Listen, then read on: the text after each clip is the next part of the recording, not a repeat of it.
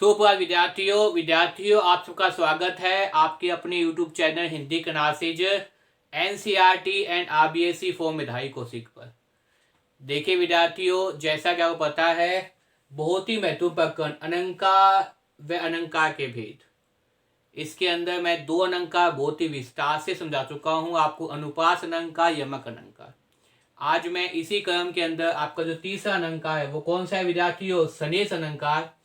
वास्तव में सनेश अलंकार की परिभाषा क्या होती है, किस प्रकार के उदाहरण आते हैं पेपर के अंदर, आप इन उदाहरणों को देखने के बाद कैसे पहचानेंगे कि वास्तव में पंक्ति में कौन सा अलंकार है, इससे संबंधित ये वीडियो आपके सामने लेके आऊँ विद्यार्थियों। जैसा कि आपको पता है, मेरा नाम मेधावी कौशिक है, मांगड़ टाउन का रहने वाला हूँ।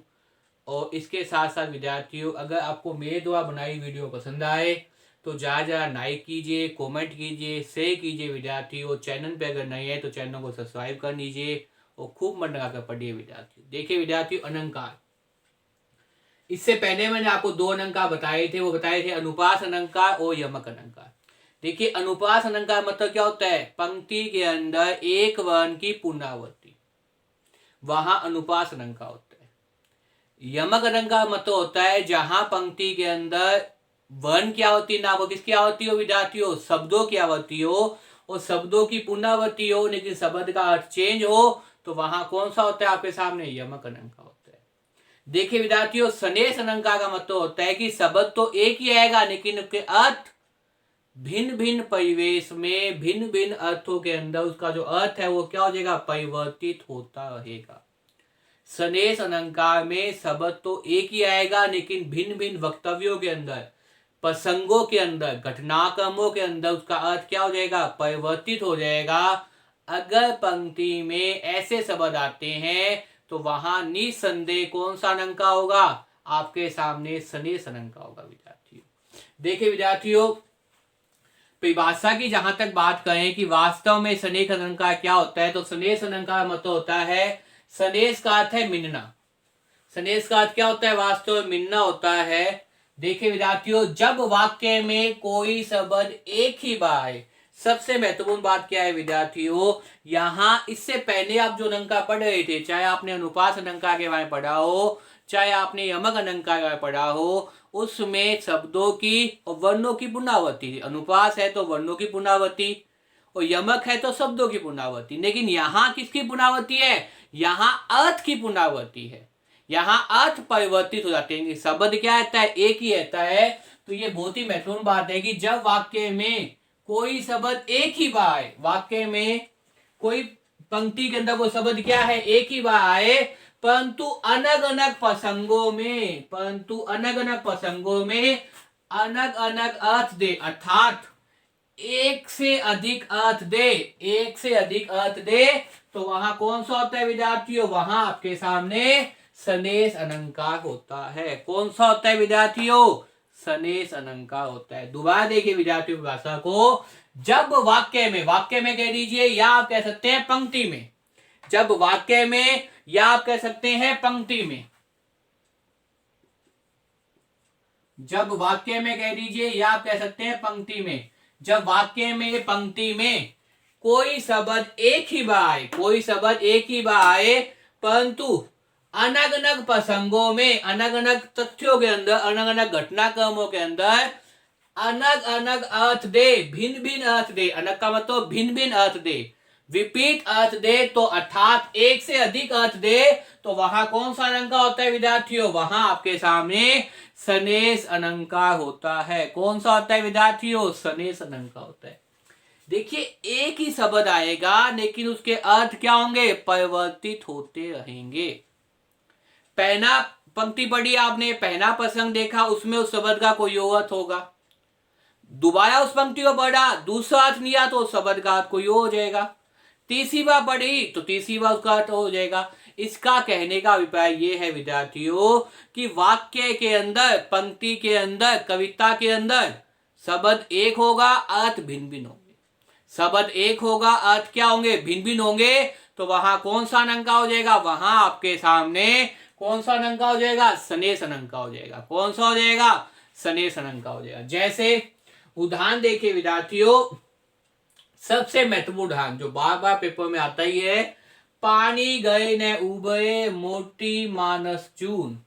पानी गए न उबए मोती मानस चून। अब देखिए यहां जो सनेस अलंकार वो कौन से शब्द में है? पानी शब्द के अंदर। यहां सनेस अलंकार कौन से शब्द में दिखाई दे रहा है? पानी शब्द में दिखाई दे रहा है। देखिए पानी गए न उबए मोती मानस चून। अगर पानी का अर्थ आप सबसे पहले किस में लेंगे? अगर पानी का अर्थ आप लेते हैं मोती के रूप में, सबसे पहले अगर पानी का आप देखते हैं किसके रूप में देखते हैं? पानी को मोती के रूप में देखते हैं, मोती मानक चून। तो पानी की अगर मोती में पानी जाएगा तो पानी क्या हो जाएगा आपके सामने? पानी की जाने के साथ साथ उसकी चमक क्या हो जाएगी? बढ़ती रहेगी। अगर आप पानी का देख रहे हैं, सबसे पहले क्या देख रहे हैं? पानी मोती के संदर्भ में देख रहे हैं तो पानी का अर्थ क्या हो जाएगा? चमक हो जाएगा। मोती के अर्थ में देखें तो पानी का अर्थ क्या हो जाएगा? चमक हो जाएगा। ये पानी के जो अर्थ हैं, ये तीनों पानी के अर्थ हैं विद्यार्थियों। अगर आप लोग क्या देख रहे हैं? पानी को मोती के रूप में देख रहे हैं। अगर मोती के रूप में देखें तो पानी का अर्थ क्या हो जाएगा आपके सामने? क्या हो जाएगा? पानी का चमक हो जाएगा विद्यार्थियों। क्या हो जाएगा? चमक हो जाएगा। क्योंकि अगर मोती जब ही चमकेगा जब पे क्या होगा? पानी की बार बार चोट होगी, पानी बार बार लगेगा तो पानी की मोती क्या हो जाएगा? चमकदा हो जाएगा, बहुत चमकीला बन जाएगा, चमकने लग जाएगा विद्यार्थियों। इसी प्रकार से पानी का अर्थ अगर आप किसके रूप में देखते हैं? मानस। मानस का मतलब यहाँ पे क्या है विद्यार्थियों? मानस का मतलब यहाँ पे क्या है? मनुष्य। मानस के यहाँ पे क्या मतलब है? मनुष्य के रूप में है। तो इसका अर्थ क्या हो जाता है? पानी का अर्थ इज्जत या मान सम्मान। पानी शब्द में क्या है? सनेस अलंकार है। किसमें अलंकार है भाई? पानी शब्द में क्या है? सनेस अलंकार है। पानी शब्द में क्या है विद्यार्थियों? सनेस अलंकार है।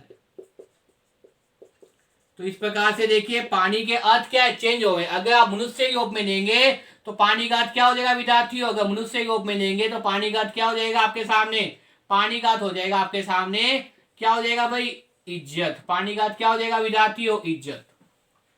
क्या हो जाएगा विद्यार्थियों? इज्जत। इसी प्रकार से चून। चून का मतलब क्या होता है? चूना पत्थर या आटा कह सकते हैं। आपको पता है चाहे पत्थर कह दीजिए चाहे आटा कह दीजिए, आटे अगर आपने उसलना है, कनक से आटा उसलने के बाद खाना बनाना है तो आपकी किसकी आवश्यकता पड़ेगी? पानी की आवश्यकता पड़ेगी। बिना पानी के आप आटे को नहीं उसल सकेंगे, नहीं गूंथ सकेंगे। इसी प्रकार से क्या है? चूना पत्थर। तो इस प्रकार देखिए विद्यार्थियों, पानी गए ने उबहे मोती मानस चून। मोती का अर्थ चमक से हो सकता है, पानी के रूप में देखें। मानस के रूप में देखें तो पानी का अर्थ क्या हो जाएगा? इज्जत के रूप में हो जाएगा। आटे के रूप में देखें तो पानी का महत्व तो पता ही है। चूना पत्थर में भी अगर पानी जाएगा तो क्या होगा? वो अच्छा बनेगा, दिखाई अच्छा देगा। तो इस प्रकार से यहां देखा जाए तो पानी शब्द में क्या दिखाई देगा आपको? सनेस अलंकार दिखाई देगा। मैंने आपको यही बताया था अपनी भाषा के अंदर विद्यार्थियों कि शब्द तो एक ही होगा, लेकिन बार बार घटनाक्रम परिवर्तित करने पर, बार बार प्रसंगों को बदलने पर उस शब्द के अर्थ भी क्या होते रहेंगे? परिवर्तित होते रहेंगे, बदलते रहेंगे। तभी आप क्या मानेंगे? वहां क्या होता है विद्यार्थियों? सनेस अलंकार होता है।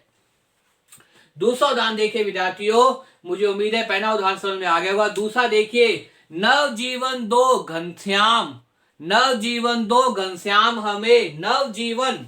अब देखिए विद्यार्थियों, नव जीवन, नव जीवन का मतलब क्या है? नया जीवन। नव जीवन का मतलब क्या निकलता है विद्यार्थियों? नया जीवन। और नव जीवन में क्या है? सबसे पहले तो नव जीवन में क्या दिखाई दे रहा है आपको? नव जीवन के अंदर आपको दिखाई दे रहा है सनेस अलंकार। क्या दिखाई देगा विद्यार्थियों? सनेस अलंकार। नव जीवन दो घनश्याम में। अब घनश्याम का मतलब क्या है? कृष्ण जी। एक तो घनश्याम का मतलब क्या होता है? कृष्ण। तो नव जीवन दो घनश्याम में मतलब हे कृष्ण में क्या दो? नया जीवन दो। नव जीवन दो घनश्याम में हे कृष्ण हमें क्या दो? नया जीवन दो। ये एक प्रसंग हो गया। दूसरा प्रसंग आप देखेंगे तो आपको पता है नव जीवन का मतलब यहाँ पे जीवन किससे उपयोगी होता है? जीवन के अंदर, जीवन के लिए हमें क्या चाहिए? सभी चीज चाहिए। उसमें एक महत्वपूर्ण चीज क्या है? पानी। बिना पानी के कहते हैं सब जीवन शून्य है। बिन पानी सब शून्य। अगर पानी नहीं है धरती के अंदर तो अपना जीवन क्या है? असंभव हो जाएगा। और घनश्याम का एक अर्थ क्या होता है विद्यार्थियों? बादल भी होता है। क्या होता है विद्यार्थियों? बादल भी होता है। अब अगर मैंने प्रसंग चेंज कर दिया स्नेह अलंकार के अंदर, नवजीवन दो घनश्याम, तो पानी दो हे बादन हमें, बादन हमें क्या दो, पानी दो। तो इस प्रकार देखिए विद्यार्थियों, नवजीवन और घनश्याम दोनों में क्या दिखाई दे रहा है, स्नेह अलंकार दिखाई दे रहा है। क्या दिखाई दे रहा है विद्यार्थियों आपको, नवजीवन, और नवजीवन के साथ आपको क्या दिखाई दे रहा है, घनश्याम। क्योंकि मैंने आपको पहले ही बताया था, जो आवश्यक नहीं है कि एक ही शब्द की पुनरावृत्ति हो, दो शब्दों की पुनरावृत्ति होती है। आवश्यक नहीं है कि एक ही वर्ण की पुनरावृत्ति हो, एक से ज्यादा वर्णों की पुनरावृत्ति होती है तो भी क्या होता है, अनुप्रास अलंकार होता है। इसी प्रकार अगर एक से ज्यादा शब्द है पंक्ति के अंदर, उनका अर्थ परिवर्तित हो रहा है तो भी क्या होगा विद्यार्थियों, स्नेह अलंकार होगा। निम्नतम सीमा के अंदर न्यूनतम एक शब्द होना चाहिए, अधिकतम कितने भी शब्द हो सकते हैं। तो यहाँ दो शब्द है, नवजीवन का मतलब नया जीवन की संदेह संबंध में है तो भी स्नेह अलंकार है, और नवजीवन का मतलब पानी है, और घनश्याम का मतलब बादल होता है तो भी क्या है, स्नेह अलंकार है। मुझे उम्मीद है विद्यार्थियों आपको दूसरी पंक्ति भी समझ में आ गई होगी कैसे प्रकार से स्नेह अलंकार है। तीसरी पंक्ति देखिए विद्यार्थियों, मंगत को देखी पट देत बात बार। मंगत का मतलब यहाँ पे क्या है, यहाँ जो स्नेह अलंकार वहां शब्द है वो क्या है विद्यार्थियों, पट है। अगर देखा जाए तो पट में क्या दिखाई देगा आपको, स्नेह अलंकार दिखाई देगा। और स्नेह अलंकार पट में, पट का मतलब क्या होगा, मंगत। मंगत का मतलब क्या है विद्यार्थियों, भिखाई। मंगत का मतलब क्या होता है विद्यार्थियों, भिखाई होता है, जो भिक्षा मांगते हैं, जो घर से भीख मांगते हैं। मंगत को देखी, देखिए मतलब देखना, भिखाई को देखने के बाद कुछ लोग तो क्या है, पहने का पट का मतलब क्या दिखाने, अगर देखे तो पट का मतलब क्या हो जाएगा, वस्त्र। जो अपने घरों में जो अनुपयोग वस्त्र कपड़े हैं, देत बार बार उसे बार बार दे रहे हैं। एक अर्थ तो ये निकल रहा है कि भिखाई को देख, मंगत का मतलब क्या है, भिखाई। मंगत को देखी पत देत बाद बार, पट का मतलब यहाँ पे क्या है, वस्त्र। देत का मतलब देना, बार बार का मतलब बार बार उससे दे रहे हैं। किसे दे रहे हैं विद्यार्थियों, भिखाई को दे रहे हैं। तो मंगत को देखी पट देत बार बार, पट का मतलब क्या है, वस्त्र है, और वस्त्र किस हिसाब से दिया जा रहा है, भिखाई को दे जा रहा है। एक अर्थ तो ये निकल रहा है विद्यार्थियों। दूसरा देखिए, घटनाक्रम चेंज होने पर यह आवश्यक नहीं कि प्रत्येक घर से उसे भिक्षा मिल जाए, ये आवश्यक नहीं प्रत्येक घर से उसे क्या मिल जाए, वस्त्र मिल जाए, ये आवश्यक नहीं प्रत्येक घर से उसे कुछ खाने पीने को मिल जाए। कुछ घर ऐसे भी होते हैं जो क्या करते हैं, अपना दरवाजा, अपना किवाड़ क्या करते हैं, देखते ही बंद कर देते हैं। तो यही घटनाक्रम यहाँ है विद्यार्थियों। मंगत को देखी पट बार बार मतलब भिखाई को देखने के बाद दूसरा क्या निकलना है, पट का कपाट। कपाट का मतलब क्या है यहाँ पे, दरवाजा।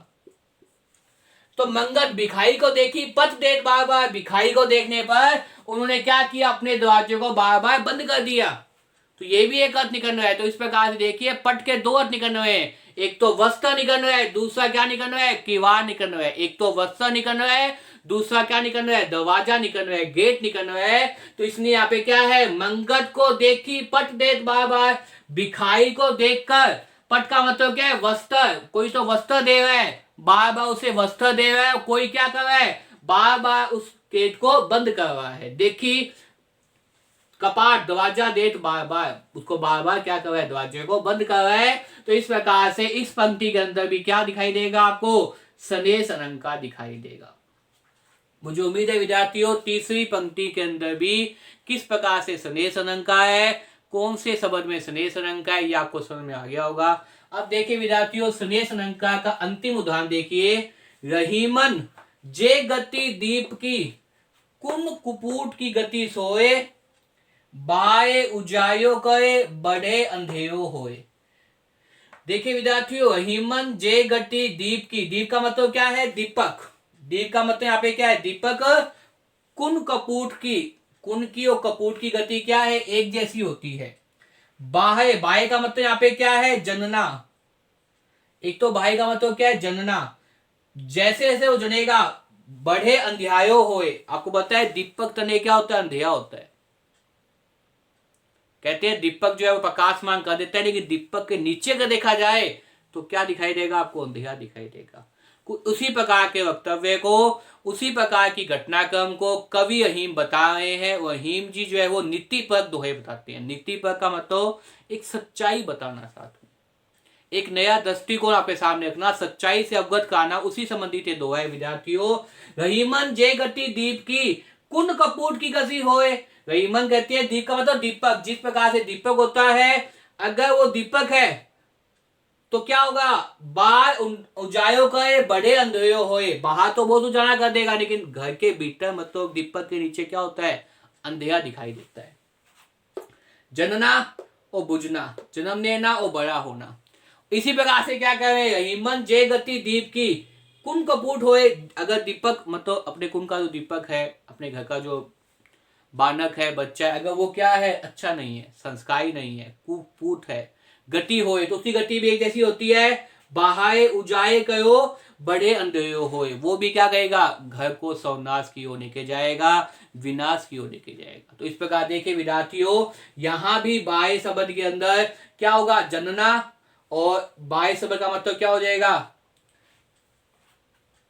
क्या हो जाएगा, जन्म लेना, बड़ा होना। इस प्रकार से देखिए विद्यार्थियों, इस प्रकार की पंक्ति के अंदर भी क्या दिखाई देगा आपको, इस प्रकार की पंक्ति में भी शब्दों के अंदर क्या दिखाई देगा, सनेश अलंकार दिखाई देगा विद्यार्थियों, मुझे उम्मीद है इस वीडियो को देखने के बाद में आपको सनेश अलंकार समझ में आ जाएगा। बार बार इस चीज को याद रखिए कि अनुपात अलंकार के अंदर एक ही वर्णों की पुनरावृत्ति होती है, मतलब एक से ज्यादा वर्ण की पुनरावृत्ति भी हो निश्चित क्रम के अंदर। निश्चित क्रम का मतलब शब्द के अंदर उसका क्रम निश्चित होना चाहिए।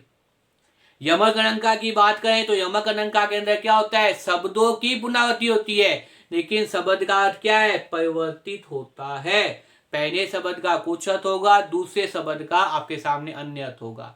लेकिन सनेश अलंकार के अंदर विद्यार्थियों बहुत महत्वपूर्ण बात यह है कि यहाँ शब्द तो एक ही आएगा, लेकिन जैसे जैसे प्रसंग चेंज होंगे वैसे वैसे उसके अर्थ क्या हो जाएंगे, परिवर्तित होते रहेंगे। मतलब शब्द एक, लेकिन अर्थ की क्या हो जाएगी, पुनरावृत्ति हो जाएगी। तो वहां क्या हो जाएंगे, वहां आपके सामने सनेश अलंकार हो जाएगा। शब्द एक लेकिन अर्थ में क्या हो, परिवर्तित हो जाना। शब्द एक लेकिन अर्थ क्या है, बार बार बदलते हैं ना, तो वहां क्या हो जाएगा, सनेश अलंकार। विद्यार्थियों, अगर आप इस प्रकार से कवि की पंक्तियां देखते हैं जहां शब्द तो एक ही आए लेकिन अर्थ बार बार परिवर्तित हो जाए, तो निस्संदेह वहां कौन सा अलंकार हो जाएगा, वहां सनेश अलंकार हो जाएगा। मुझे उम्मीद है विद्यार्थियों इस वीडियो को देखने के बाद में आपको सनेश अलंकार समझ में आ जाएगा। बार बार इस वीडियो को देखिए और याद करने का प्रयास कीजिए, क्योंकि आपको पता है पढ़ाने का एक ही उद्देश्य है कि आपके प्रश्न गंत न हो और साथ साथ में आपको याद हो। अगर मेरे द्वारा बनाई वीडियो आपको पसंद आए तो इसे ज़्यादा लाइक कीजिए, कमेंट कीजिए, शेयर कीजिए विद्यार्थियों, और चैनल पे अगर नए हैं तो चैनल को सब्सक्राइब कर लीजिए। खूब मन लगाकर पढ़िए विद्यार्थियों। धन्यवाद।